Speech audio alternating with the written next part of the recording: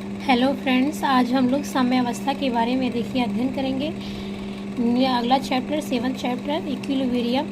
तो देखिए इक्विलिब्रियम मतलब ये होता है कि जब मतलब किसी भी, मान लीजिए यहाँ केमिस्ट्री में इक्विलिब्रियम है, इसका मतलब ये है कि जैसे किसी भी मतलब ऐसी अवस्था कि उसमें मतलब स्थिरता हो, मतलब कोई अक्रिया हो रही है तो और होने के पश्चात वो बिल्कुल एक अवस्था में मतलब उसमें कोई परिवर्तन नहीं हो रहा, तो उसमें जो उसकी पोजीशन होगी वो साम्यावस्था की होगी, तो उसे ही हम साम्यावस्था कहते हैं। तो यहाँ पे देखिए वही बताया गया, किसी निकाय मतलब किसी सिस्टम पे भी उस अवस्था से है जब दो या दो से अधिक परस्पर विरोधी वस्तुएं या बलों के होने पर भी स्थिरता का दर्शन हो, तो साम्यावस्था कहते हैं। और जब अग्र क्रिया और पश्चात क्रिया की गति क्या हो जाती है, समान रहती है। वही हमने आपसे कहा कि अगर कोई क्रिया हो रही है और एक ऐसा समय हो, मतलब एक ऐसे समय पे कि जहाँ मतलब दोनों क्रिया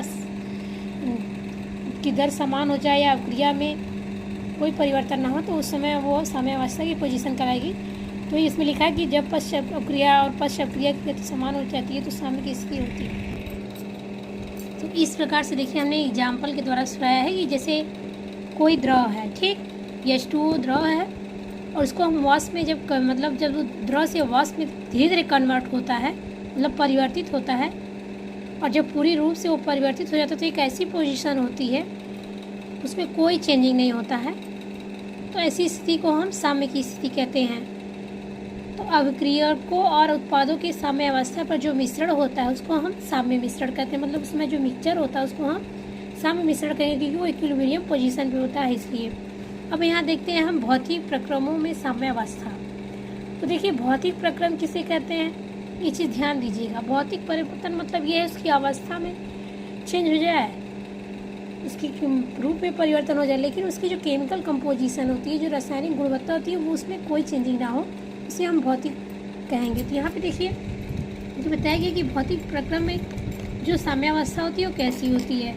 तो इसका अध्ययन करने के लिए हम साम्यावस्था में किसी निकाय के अभिलक्षणों को अच्छी तरह समझकर कर सकते हैं। जैसे कोई वस्तु ठोस से द्रव में जा रही है, उसकी अवस्था में परिवर्तन हो रहा है लेकिन उसके गुण में मतलब उसकी केमिकल प्रॉपर्टी में कोई चेंजेस नहीं हो रहा है। जैसे पानी को ही आप लीजिए, अगर वो बर्फ अवस्था में और वो लिक्विड अवस्था में जाता है तो उसके स्वरूप में चेंजिंग है लेकिन उसकी प्रॉपर्टी, केमिकल प्रॉपर्टी में कोई चेंजेस नहीं आ रहा है। इस प्रकार से जब कोई द्रव गैस अवस्था में जाता है और कोई वस्तु ठोस से गैस अवस्था में जाती है, तो ये हम फिजिकल प्रोसेस इन इक्विलिब्रियम मतलब भौतिक प्रक्रम में ये साम्यावस्था देखते हैं।